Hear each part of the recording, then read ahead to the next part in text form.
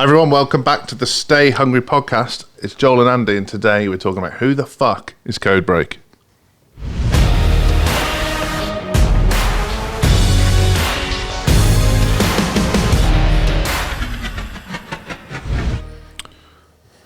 Well, that's another telling off I'll get from my mum now. Does she know how to listen to the podcast?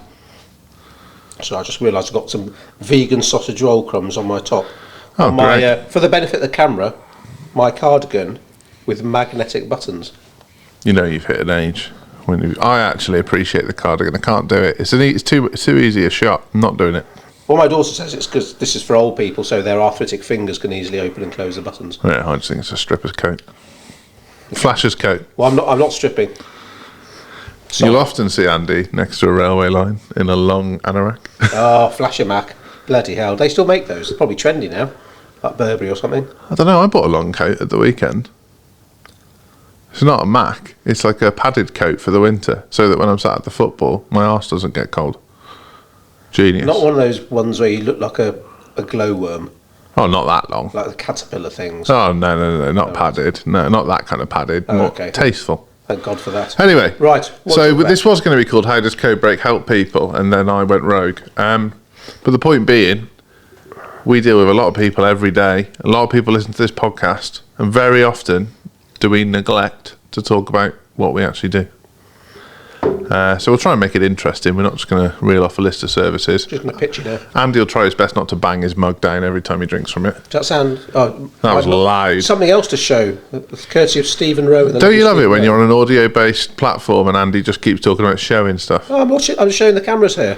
It's one of those old-school mugs where you put hot water in and the design changes. So on this, it's got the Star Trek crew on one side. You put hot water in and they magically beam across to the other side of the mug. That is clever. Cool, isn't it? It is clever. And I only got to see it at GCSE visits. So what Codebreak usually do is talk shit a lot. Well, they know that. It's been a while since we've done a pod together, hasn't it? Yeah, it's weird. It's a bit weird. Long time. Yeah, Right. I just had some feedback about last week's one, and it was lovely feedback, so that's good. So your mum again? No, so it wouldn't be nice if it was my mum. So, I guess, like, we've got some FAQs that have been submitted beforehand. We've got a few questions ourselves. But, like, the main thing, what service do we offer businesses is kind of, should be obvious, but essentially we help businesses scale to 7 figures or their next 7 figures through digital marketing. Absolutely. Better marketing, better thinking. We only offer 2 services, really.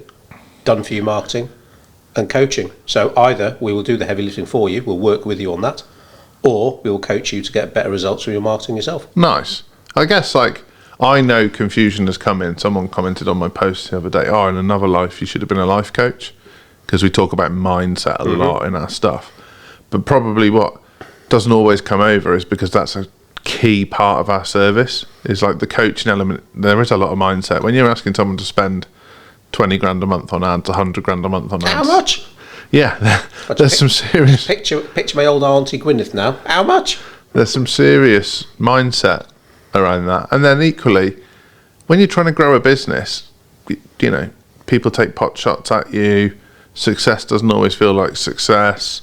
There's going to be long days. There's going to be things you've got to do that other people aren't willing to do. The mindset piece is really important, and that, I don't want to say USP, that's a bit wanky, but other marketing agencies are not there. That was wanky's FAQ. Yeah, they're not there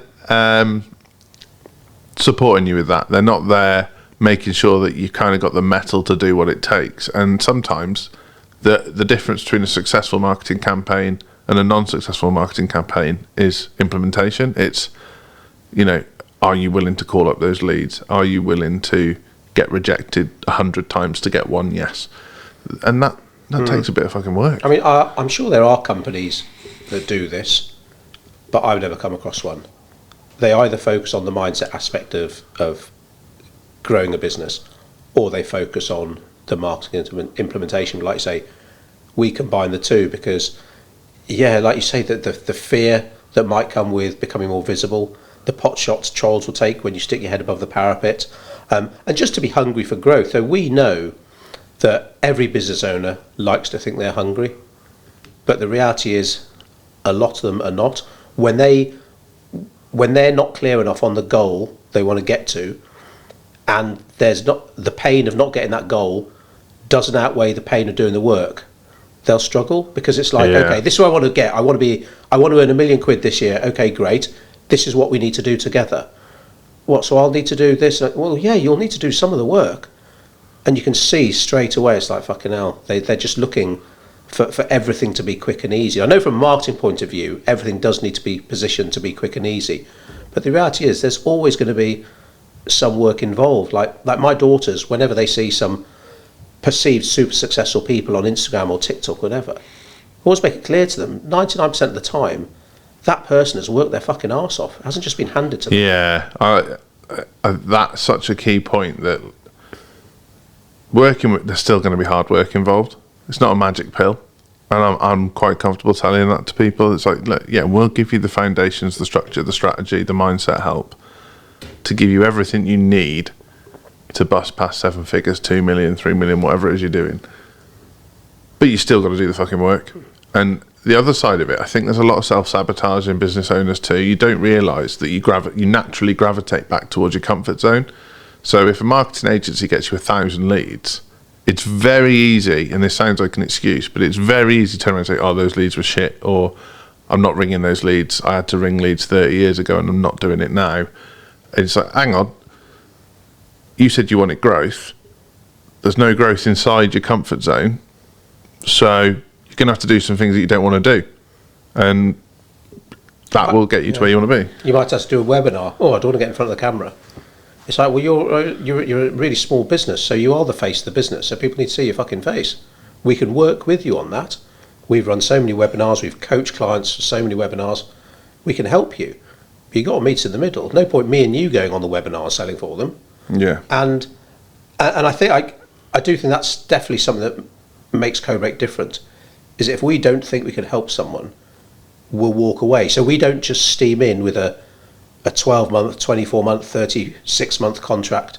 It's like, let's sit down and have a strategy session together. So not only will we deliver you a shitload of value in that morning or afternoon, we'll find out where there's a good fit. Because if we can't help you, or you don't like us, hey, let's just stop now. And it's not cookie cutter. That's the thing. It's like, I mean, cards on the table. Did you leave any? Somebody brought cookies last week when I wasn't there. Did you leave any? Brownies. Are they left? No, they'd be well gone by now. Fucking hell. We all had a great time. Pasby that was. Shout out Pasby. Can you send me some more, please, Pasby? Love you. But yeah, there's so much. Like, we sell packages. I'm not going to hide behind the fact that we keep things simple by selling packages. But what we do within that package is not cookie cutter. We do what it will take to get success for that client. It's just we present it as a package to make life simple. Why would we spend 4 weeks back and forth pulling together a proposal when ultimately the question is, do you want to work with us, and do we want to work with you, and then is this affordable, will you see a return? And if the answers to those are yes, then it's all right, let's crack on. Yeah, I think a lot of business owners they value complexity, and maybe that's something that a lot of marketers they play into that game. Play on it. Right, okay, let's fill this proposal with like diagrams and jargon and fucking techno babble, because then we can ramp up the price and they'll think, oh, this is brilliant. And I'm too long in the tooth fucking doing all that shit. It's like, no, simple, generally speaking, is good. The work behind it might be complex, but what we're going to offer you, what we're going to talk about, in essence, is simple. Yeah. We're going to get you more customers through better marketing and better things. Yeah, we're going to teach you how to bang the drum, how to attract people towards you, and then if you listen to us, we'll probably also teach you how to sell to them. And that's pretty much what we do. Yeah. I mean, it'd be wonderful if someone read your blog, clicked on the link and said, here's my credit card, can I buy off you? But that happens so rarely, and that's why we're upfront about, yes, again, we'll do the heavy lifting, but you have to do something. Yeah. And for some people, that could mean, God forbid, speaking to a lead on the phone. It might not, but that could be part of it. Yeah, I mean, more than one way to skin a cat. Horrible phrase, but it's true. But there has to be a follow-up strategy. Someone I follow on Instagram, they've got one of those hairless cats. Oh, I thought you were going to say skinned a cat. Oh, no, I unfollowed him. What do you call them? Not Manx, they're the ones that are tails. One of our current clients has got one, so let's be Really? careful what we say. Yeah. I think they're beautiful, Joel. Good, No, who's right. that? I'll tell you later. Oh, okay. Well. So, How did you stroke them? yeah, they just feel like... Like you're stroking an old man's scrotum. Not that I know what stroking an old man's scrotum. Oh, I remember now. Yeah, that's exactly what it felt like. Okay. So you're going to do it once. Should So- we move on to another FAQ? Yeah, well, can we share some success stories? Was something somebody asked. Yeah, I mean, there's been multiple things we've done. So we work with a guy who, he won't mind me saying, so he's a trading coach. His goal when he worked with us was in the first 12 months to increase his revenue by £60,000. We helped him get paid leads to his webinar as well as mop up all of his warm leads. And in the first 12 months of working with us, he added £250,000 to his revenue. So I'd say that's a fair success story. Does that mean we're putting up our fees then? Don't know, but What's going on it's there? amazing that we've got a sign on the door that says we're recording and the world's loudest delivery man is outside. Bloody hell. That might not be a problem for much longer. Watch this space. Oh, yeah. No, we're not stopping the podcast, don't worry. No, we just Oh, there he goes. things might be getting dramatically bigger around here. Here he is, staring at us as we talk. As the actress said to the bishop. Right. Yeah, so success. I read that in some email copy that you'd written the other day and thought, Was it hilarious? yeah, I'm still laughing. So success stories, right? Okay, so the trading coach, that's A biggie. 160 grand, and he got 250. Yeah. That's pretty good. Yeah, we've got an e-commerce. Well, he's not really e-commerce. He coaches people on gut health, but he sells a product around that, and he's currently at 1,000% ROI on his Google ads. So that's pretty successful. That's amazing. Do you want to explain that for in layman's language? Yeah. So for every pound he spends on Google ads, he gets £10 back. No, pretty simple. He's not spending £1. He's spending more like £3,000. So you do the maths. I did see someone posting today about helping businesses with their Facebook ads, and they need a minimum budget of £3 a day. Oh, Now, I yeah. appreciate if you're an uber local business, you won't have to spend as much probably as a business that is selling nationally and internationally. But £3 a day, like that's under £100 a month. You can't get in the parish magazine for that. Yeah, that's the. Yeah, I'd like- rather go in the parish magazine. So I've sat in masterminds where people have asked questions like that, and also I find like this is something that comes up quite frequently. It's my new bugbear. Another one. Like We should write a list. That should be our next book. Andy where, Joel's bugbear. where people will be like, "How little can I get away editions. with spending?" That's one question. That's how they frame it. How little can I get away with spending? The other one is there seems to be like a real like proud movement around business owners banging on about how little they have to work, and it doesn't sit well with me. I'm like, all I hear in my head, and this will give you insight into the way Joel's mind works, not necessarily Codebreak. All I hear in my head is when someone says, I managed to do a day's work in an hour, is, well, you could have done 10 days work then. Because I'm like, well, you're obviously not as productive as you should be. And I don't mean that as like hypercritical, but we've got all these people at the moment, and it's happening a lot because it's the summer holidays. So a lot of parents, I'm not a parent, so I should probably shut my mouth, but who are like, I'm taking the summer holidays off to spend time with my kids, which is admirable. That's amazing. But your business will suffer for that. There's no two ways about it. It's brilliant that you earn enough money, you're happy and you're comfortable, but that's not hungry growth. That's lifestyle business territory. Unless you got a team, maybe. Yeah. But that's lifestyle business territory where you're like, oh, I'm taking all of August off. Fine, bully for you. But don't come crying to me when people have doubled, tripled, quadrupled their businesses in the period that you were sat on the beach. Oh, this is going to trigger a few people. But yeah, you're absolutely right.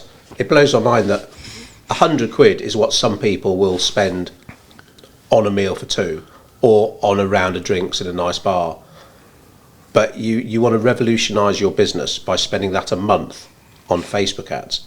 I'm not saying it's criminal to take £3 a day off someone for their Facebook ads, but I hope you haven't promised them the earth. Yeah. Because that's spend an amount that causes a little bit of pain, but don't spend so much it keeps you up at night. All this bullshit about you need to spend 500 grand a month, or go all in, or don't go in at all that kind of fucking crap. But get a new credit card. Get 5 credit cards. We're not up for that at all. So but £3 a day, I mean, fucking come on. Well, just to like go geeky on that, chances are, unless your audience is tiny, your Facebook ads will never come out of their learning phase if you're spending £3 a day. And if they don't come out of their learning phase, they're not performing as they should. And so you're actually wasting money. So would it be better to spend £10 a day and get leads, or £3 a day and get no leads? Yeah, if your ad budget is less than a cup of coffee, you're in trouble. Well, coffee's getting expensive, Andy. Well, I don't go to Starbucks anymore. I haven't used my app for ages. So this is an interesting one. Just conscious of time, because Andy's got to get away. He's going to leave me. What are the common misconceptions about Codebreak? I think every industry gets tarred with similar brushes. Recruitment agencies, estate agents, and marketers no different. Snake oil salesman. Car salesman. Car salesman, salesperson.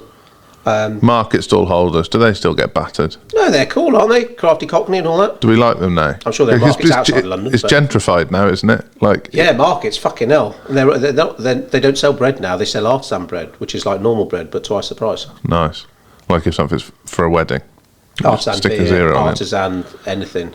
Artisan brownies, which I... It's amazing that, right? Like Camden Market is probably a good example of what we're talking about here, where you can't buy something for less than a tenner. Imagine Camden Market 50 years ago.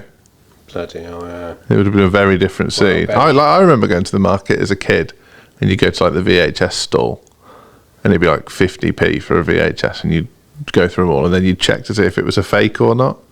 It's like, yeah. Is that still a thing? I think that must still be a thing. I sound well out of touch now. So obviously there won't be VHSs. Well, no, we stayed at an Airbnb. This is probably 5 years ago now, when we went to see family in Jersey. And yeah, they had a video recorder with a load of old school VHS tapes like RoboCop and Trading Places and stuff. And so we watched videos for the first time in... They're annoying, aren't they? Well, yeah, you got the ads to be fast forward, and really annoying. But it was just like, yeah, it was the girls, they couldn't believe. They're like, this picture quality is shit. And so, well, this is what this was good quality stuff used to look like. They're used to their why is it square 4K Ultra Sky. I know, like I still get a buzz when I'm on Sky and it brings up that thing saying press the red button to go UHD, and I'm like, woof, what a treat. And I think we've said this on the podcast before, I still get annoyed when I walk in and Hannah's watching standard definition. I'm like, what is wrong with you? We're paying for HD. Paying for this, yeah. Sore point in our house, Emma doesn't like our TVs. She thinks it's too big. That's happened before. But we've got a big lounge, so I think a big telly is fair dues. Oh, it's not as big as the TV in here. It ain't far. Really? What's that? Ours is 48, I think. That's a 75. Maybe I've just stood far away from it. Oh, Andy, that's how distance works. That telly's not small, it's just far away. Do I sit this? Well, maybe it isn't 48 inch then. But it fits into the corner of the room, and it's smaller than our bookcase, so I think ticks all the boxes. I think yours is a 55. I seem to remember you buying it. And I always took it back the next day and was so upset. Yeah, I enjoyed that. I didn't though. I enjoyed that because you held your ground. Yeah. I threatened to buy a TV whilst Hannah was away last week. Don't need one, but it's just a bloke thing to do, isn't it?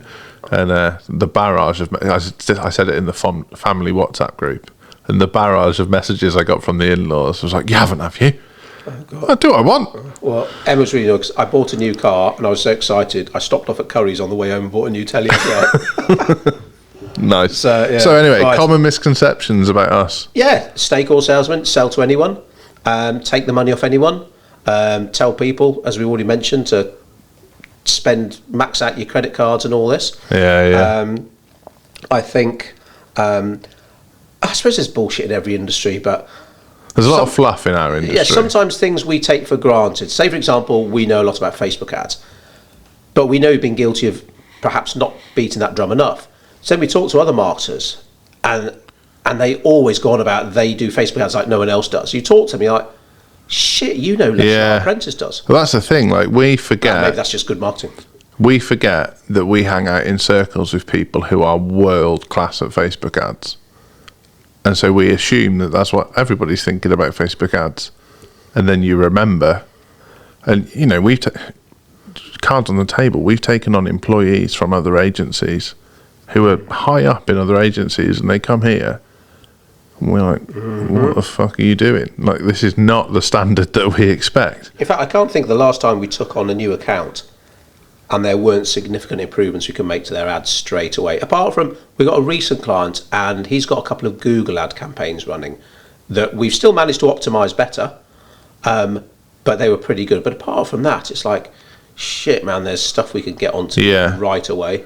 And they've been blown away. And I think under the aforementioned jargon and technobabble, the clients just didn't have any idea that the ads weren't running like they were supposed to. And I think when someone's spending 10 grand, 20 grand, 30 grand, 50 grand a month, even a penny per lead saving is significant across that kind of spend. Yeah. If you're squeezing an extra 50 leads out of the spend, you know, let's say for every 50 leads they get 3 sales, but a sale's worth 10 grand.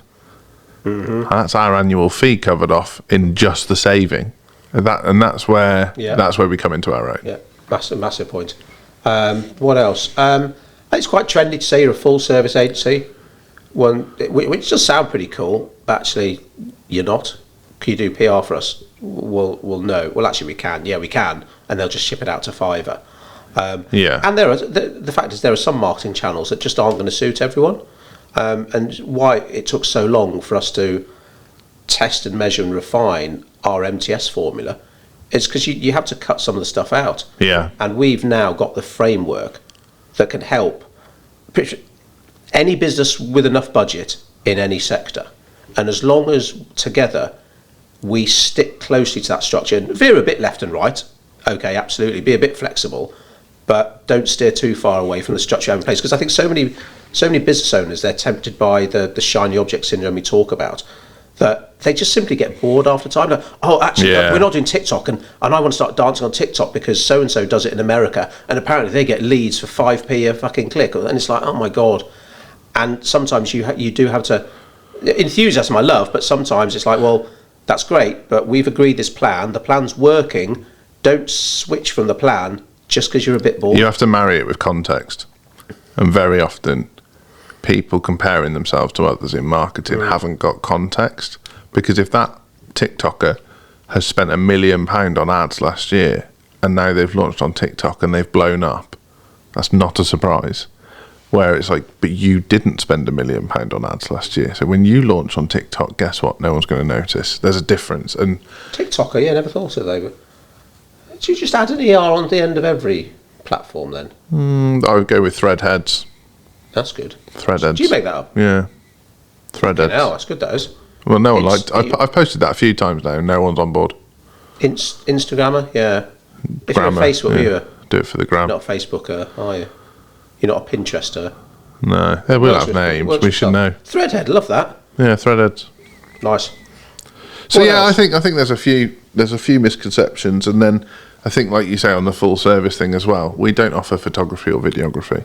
We know incredible photographers and incredible videographers, but we'll just tell you who they are. We're not getting a kickback. Or no white labelling, yeah. Yeah, there's no kickback. It's like, work with these because they're the best. If you choose to work with someone else and it fucks up, don't blame us. Yeah, absolutely. So, I mean, the thing about this shiny object syndrome, because it is rife, the digital marketing landscape does change quite regularly. Yeah. So obviously it's important that we stay up to date. So something we do get asked quite a bit, when something new launches. So let's say it's Threads, for example. Oh, yeah. We had a great debate about this today, right? Yeah. So, no. Well, it comes back to, like you say, what do you want? You said something really interesting about Threads. You said almost like, I could probably name the people you were talking about who like jumped all over it and are already gone. Yeah. But like you say, use something, do your due diligence, use it well, use it consistently for a given amount of time. And make a judgment. Absolutely. Or don't. Yes. And that's okay too. And that's pretty much the camps we sit in, is you had a look, thought, nah, fuck this, it's just gonna be another rabbit hole, don't need it. And you've got kids. I don't have kids. I was like, I'm going to give this a good punt, see what comes of it, see if I can. And I'll be honest, like, organic is tough, so I'm struggling to come up with enough witty things to write on Threads. You look at my jokes. Yeah, that's where it started to go wrong, to be honest. But yeah, it's like we have these debates in the office so our clients don't have to. So if a client comes to us and says, do you think Threads is for me? Right now, absolutely not. Hasn't got a search function. Hashtags aren't searchable. It's very hard to go and find information outside of your circle. So why would you try and use it to promote a business? However, if you want to gain a foundation because you're about to launch a brand, yeah, make sure you're sharing all your contents to Threads in text form. Okay. And we've already done that due diligence. Now, what we wouldn't do, which I've seen lots of people do, is say, here's a guide on how to get to £1 million on Threads on a platform that's only existed for 3 weeks. Really? I've seen loads, Fucking yeah. hell. Oh. And it's like, no, you're making money on Threads because you had hundreds of thousands of Instagram followers and they've all come onto your Threads. So now when you talk to them in language, like text rather than imagery, the calls to action work. If someone with 1,000 followers tries to do that, it's not going to work. Well, that's another misconception, isn't it, I think, about marketing, is that you use a new form of marketing or a new strategy, so Threads, for example, and then the next day they expect the phone to be red hot.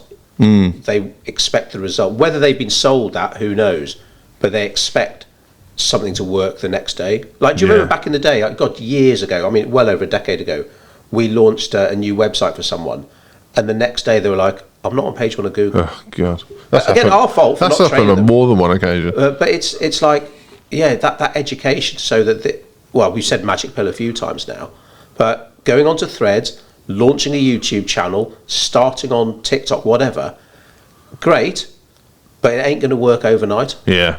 Scary, right? Real scary. I think we have to take responsibility. The supplier has to do that education. Just to say, I think that's fair. This is the 12-month plan, whatever. This is what we can expect by month 3, but this is what the first 2-3 months are going to look like. Because very rarely will someone buy off you the first time they see you. Very rarely, unless someone's in immense pain and you happen to offer a solution to that pain at the right time, at the right price, it's going to take time for you to get that person to trust you. I think that's something we do well. I know it's jumping around all over the place, trend strategies, misconceptions, but we talk to people about time horizons honestly, and some people don't want to hear it. But if you're selling something for 50 grand, yeah, guess what? It's going to take a while to sell it. There's a lot of like grunt work to be done to convince people to buy that. And so you start up a relationship with us and you want to, I don't know, add 10% to your annual turnover. Yeah, expect not to start seeing any returns for 6 months. Because I mean, you talk a lot when you run ad workshops. You did one a couple of weeks ago, where there are some businesses out there that might not make a return on that first sale. Yeah. I always talk about hairdresser. You know, a haircut costs £100 on average. People will have 10 haircuts with you, so a customer's worth a grand to you. And it's so funny you use that example to keep myself sharp because, you know, full disclosure, I don't run the ads at Codebreak. I do my auntie's hair salon's ads. Yeah, and there's a hair salon I look after, and yeah, that's a good one because that's a volume business. But when you work out, well, if it's going to cost me, say, 10% of a customer's lifetime value, that's what I need to spend to acquire them. So I need to spend £100 to acquire that customer. Their first haircut is £100. So I'm not quids in on that first haircut. But when they come for their second haircut, you're £100 up, and then you're £200 up. So on that first haircut, you break even. On some businesses, they might lose money on that first sale. Yeah. And that's not many agencies will talk like that. That's huge in e-commerce. I mean, just think about it logically. All these things that ping up on your Instagram and TikTok that seem too good to be true, if the business behind it is legit, they're making a loss on that to get your attention. Yeah. Like subscription T-shirts was one for a while. You could buy. Oh, yeah. You could buy the first like pack for $4.99, and you got 3 T-shirts and a free gift, and then it's £20 a month after that. They probably don't break even on you until month 4. Yeah, and again, but we have to take the onus on that. And one of our jobs when you have that initial strategy session, it's another perfect opportunity to explain how something works. And like I say, time horizons is important because otherwise, if the client doesn't know, he might think, well, I've just given you all this money. It's been a week. Why aren't I on the yacht in the Bahamas? And we obviously work heavily with clients on value extraction too. So what I mean by that is, say you run a salon, let's keep using the salon as an example, and you know you don't break even on the first sale, but then at the end of their haircut, you give them the opportunity to go and give you a review. And as long as they give you a 4-star review or above, they then get an automation that says, who else do you know that would love to come to our salon? Get 10% off your next cut for every referral you give us. And suddenly you've turned one lead that cost you £100 into 5 leads. So the £100 spend becomes £500 before anyone's had their second cut. That's good. But no one's telling you that. Yeah. Obviously, there are lots of marketing agencies that will talk numbers to the depth that we do. But I think those practical realities are so important, because we've met some super successful business owners who know their industry inside out. But when it comes to marketing, they don't have a clue. And some don't want to know. They think they know it all and they're uncoachable. But others, they come and they value our opinion. Yeah, I mean, something that I work on a lot with clients on kind of my side of things is positioning their offer. Nobody yet has come to a one-to-one session with me and had their offer quite right, ever. Not some have been close, but there's people that have been to one-to-one sessions with me, and over the course of the following week, from a session that's cost them £1,000, have made 40 grand just from repositioning their offer. And I don't think there's many marketing companies in the world that will sit with you and do that before they talk about the marketing. I wonder if that comes back to the action, that there's just a lot of fluff, I think you said, and pontificating in our game. And sometimes just the practical aspects of marketing, of making the till ring, often get overlooked. And maybe it's because they don't sound very cool and sexy. Well, and sometimes we're a bit humble. We can, like, I've probably read more books on offer positioning than most marketing people have read books about marketing. But I don't say that because it makes me sound like a cock. But like, that's what I'm interested. I'm interested in the science and the psychology of someone being a cold lead and turning into a ongoing happy customer. And for me to know that, I have to know the whole journey, and that's what we sell. So what would some of the tips, your top tips, be for a business owner who want to improve their marketing practically with some budget, like we talked about, independently of working with us, a marketing company? Yeah. Number one, double your prices straight off the bat. And there'll be people listening to this now going, I can't do that. And why not?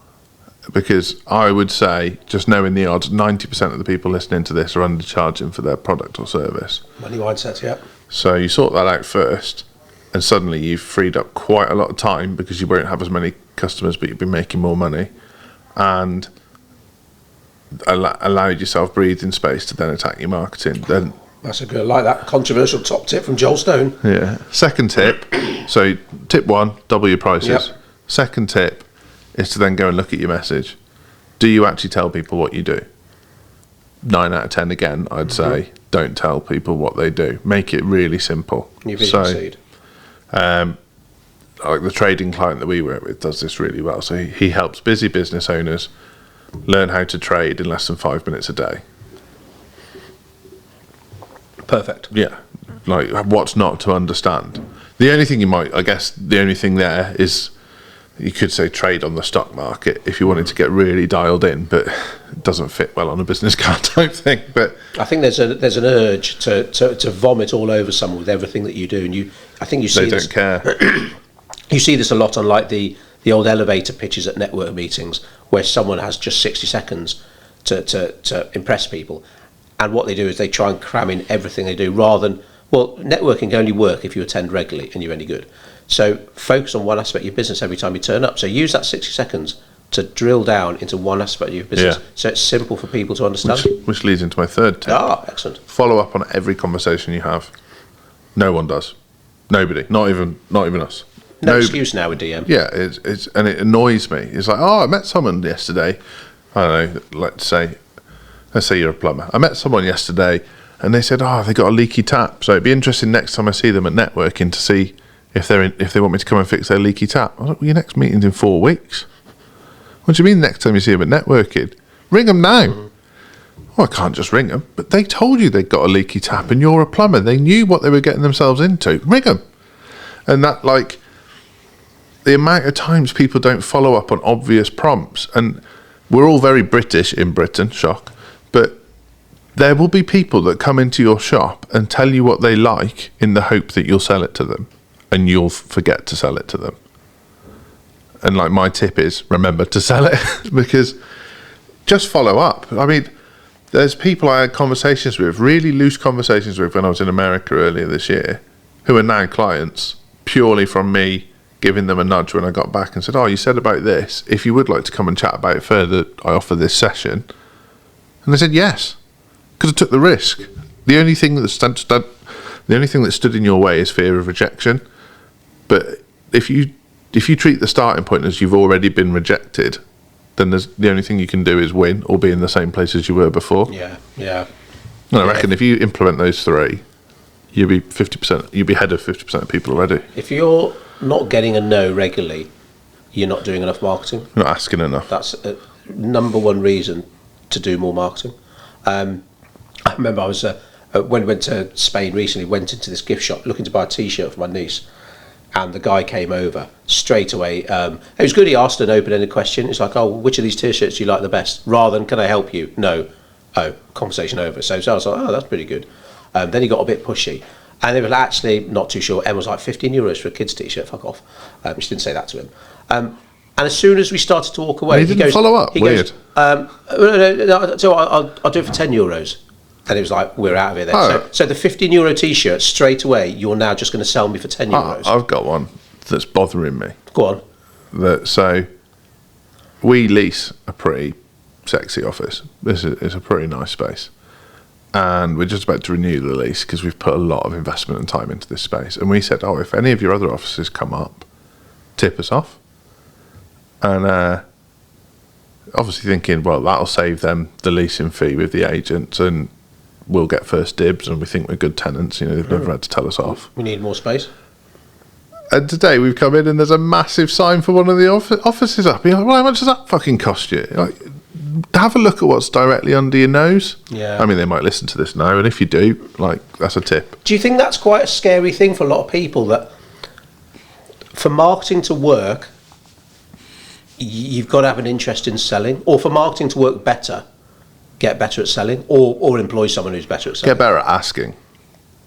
You might not be the closer, for sure, but, you know, a lot of people in the sales world say that selling is asking questions and closing is like getting to the conclusion. But marketing and selling, in terms of asking powerful questions, there's a lot of crossover, and yet a lot of people forget to ask, they just tell. And, like, for example, in our building there are 4 businesses. Now let's assume one of the businesses is leaving and that's why their office is up for Lent. Why haven't the other 2 businesses been asked if they'd like it first? It's a massive oversight that could cost the landlord thousands and thousands of pounds. Yeah, that's definitely a good tip. It's like, yep, everyone's new customers, but don't forget about the people who are already in your community. And some of them could actually be paying customers. Yeah. Could they be paying you more? Could they be referring their friends to you? And guess what? Their friends will be like them, so they'll be easy to sell. You don't need to qualify. But you're probably already sitting on gold. Speaking of success stories, you know, we've got a client at the moment. I won't say what industry they're in because that's not fair. But they've got a sizable database. They'd never asked their database for feedback. I think they're on 161 reviews from one email, having asked for some reviews. Now, the next tactic that client doesn't know about yet is anybody that left a 5-star review, and I think all 161 are 5-star reviews, is then going to get asked, who else do you know that would benefit from our service? Because they're pre-warmed. Like, easy marketing. Yeah, absolutely. But again, maybe it comes back to that shiny object syndrome. I want the new customers, and fresh blood is always good. But who are the people who've been opening up your emails, who have been walking into your shop, who have been listening to your podcast, reading your book? All these kind of people. But unless you ask them the question, maybe that's where most business is lost. People don't ask for the sale. Yeah. So one for you. Obviously, we offer a one-to-one MTS session. That's how every client gets started with us. I say obviously, it might not be obvious, but every client gets started by having a one-to-one session with me or you.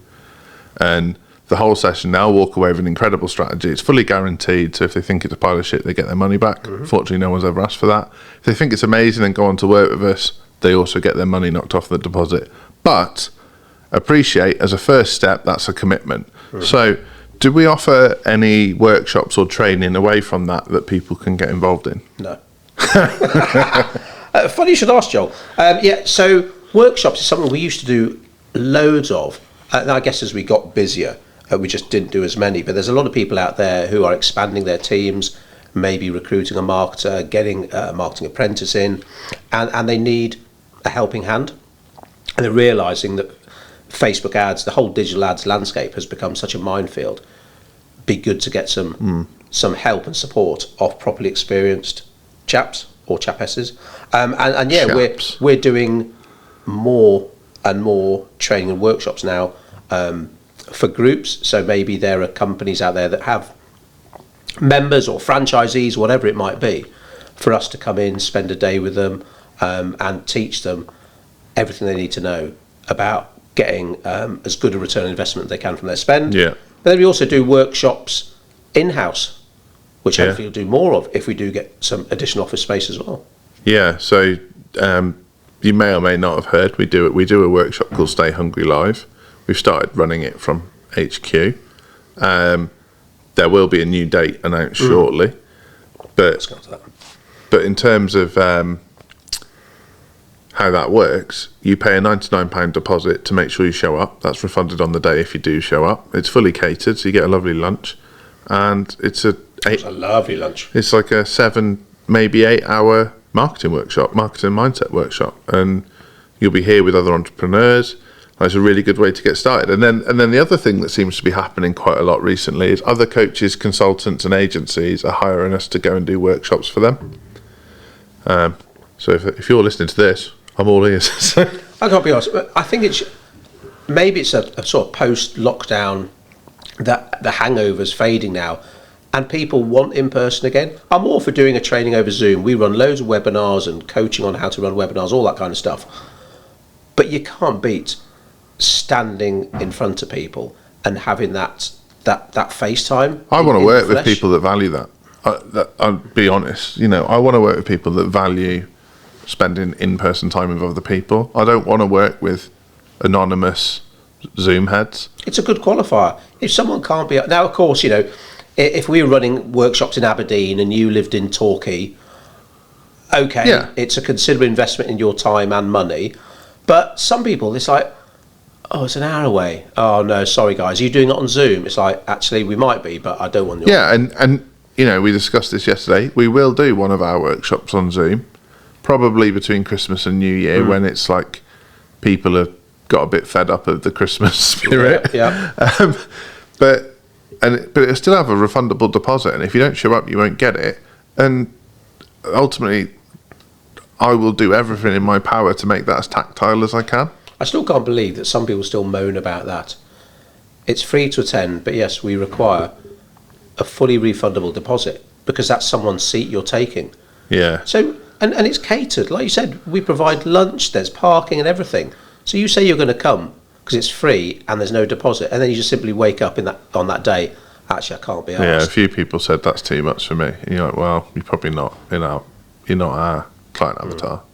Qualification, I mean, we could do a whole podcast on that because not many businesses can help everybody, but they do try and appeal to everybody, and they'll drop everything and go and see someone miles away for a meeting because it might lead to potential business. And I know, have you qualified that person? It'd be total waste of your time. And let's face it, we speak from long experience on that.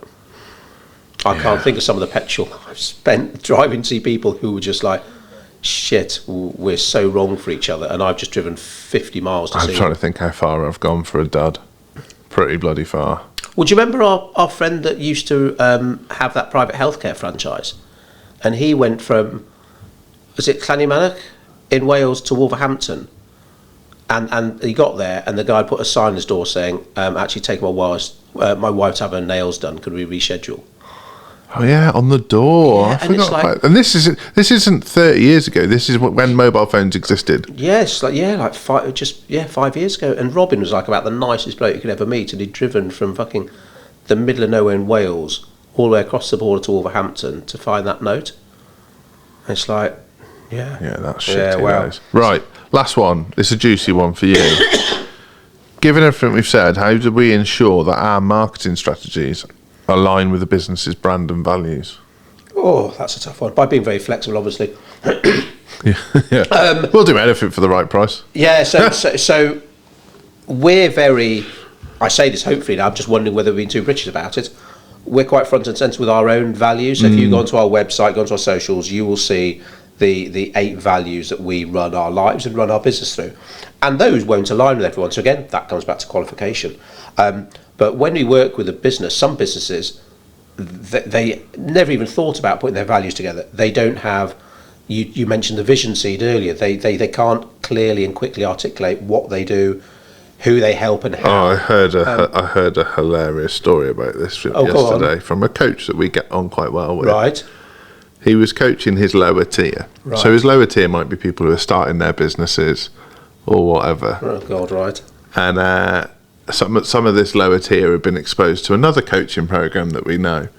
And they've been spending sort of 6 months working on their vision seed and their values. Right. And this coach said, fuck your vision seed and your values. You haven't got any customers yet. Sell something to someone and then we'll work on them. Brilliant, bloody hell. It tickled me. It tickled me. Excellent. So yes, some brands are going to have different values to others, and you need to make sure that with the strategy that we use, I mentioned it could be a bit flexible, it's got to be adapted to what suits them. Because, oh God, I was going to say that awful A word then. Authenticity. You've done it. I'm real and raw, Andy. It's got to, I mean, for some of our clients who we're doing the heavy lifting for, we obviously have to speak as them, but that's something we've been doing for like fucking 15 bloody years together. So we've got that nailed. But you've got to sound like yourself, because I know. It's too hard to be anything else. That's the real answer. Yeah, it's bloody hard work. You will get found out at some point, and be true to yourself, because there's so many bullshit. In fact, I did a video about this a couple of weeks ago. So many people, their marketing copy, I've got to be honest, is fucking boring because they're so busy trying to sound professional. It's like, no, sound like yourself, because the people who don't like how you sound, they're going to buy off you anyway. The actress said to the bishop, that's in our copy because you actually do say that in real life. I do. I mean, what's the other one that you don't like? There's another one. That's bad enough. I don't want to throw you under the bus. I don't like the cut of your jib. Oh yeah, You don't like that one? the 1960s called. They want cut of their. What the fuck's a jib? Didn't we Google it? Isn't it like oh God, I was going to say a shirt, but I'm thinking now it's like a sail on a ship. I said in front of the team, what's that got to do with the price of cheese? And some people say fish, don't they? Yeah. And they looked at me like, are you an alien? Like, what are you talking about? I talk about, unless you're Marty McFly, you can't go back in time. And Annie looked at me like, who the fuck's Marty McFly? But she'll be the first to have a hoverboard. She wears Marty McFly's trainers.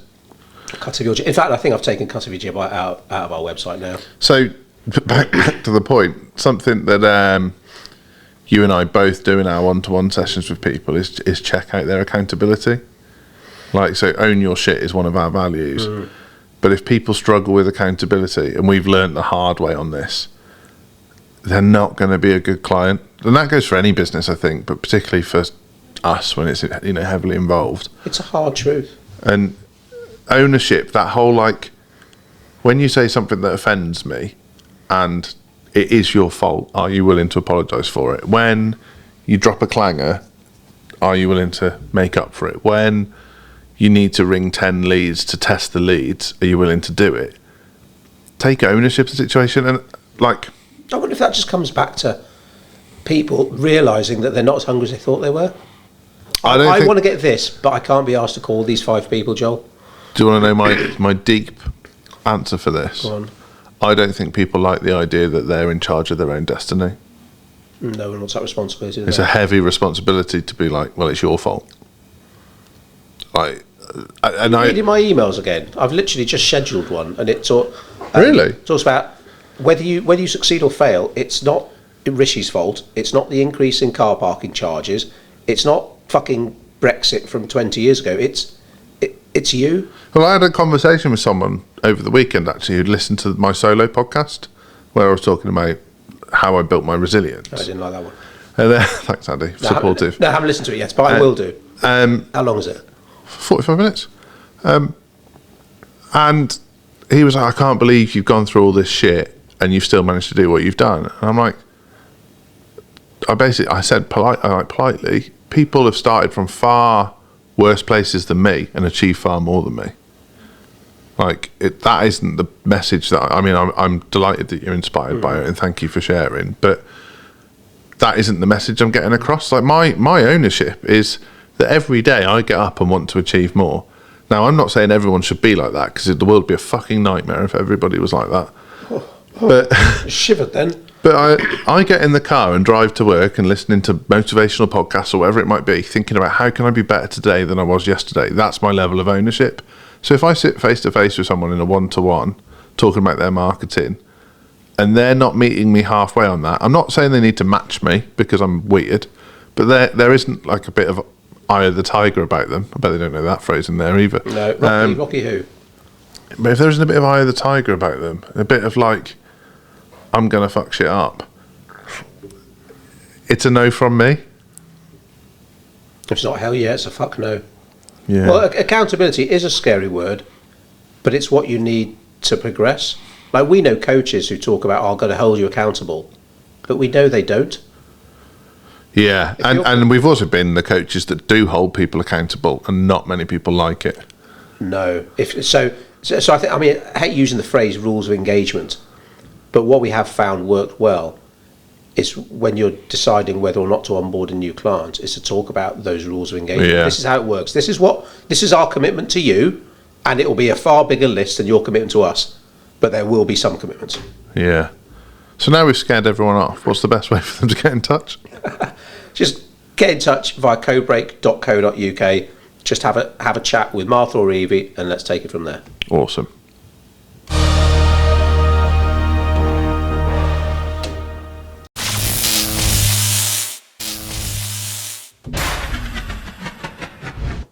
You've been listening to the Stay Hungry podcast. Don't forget to subscribe, share, leave us a review. I'll love you forever.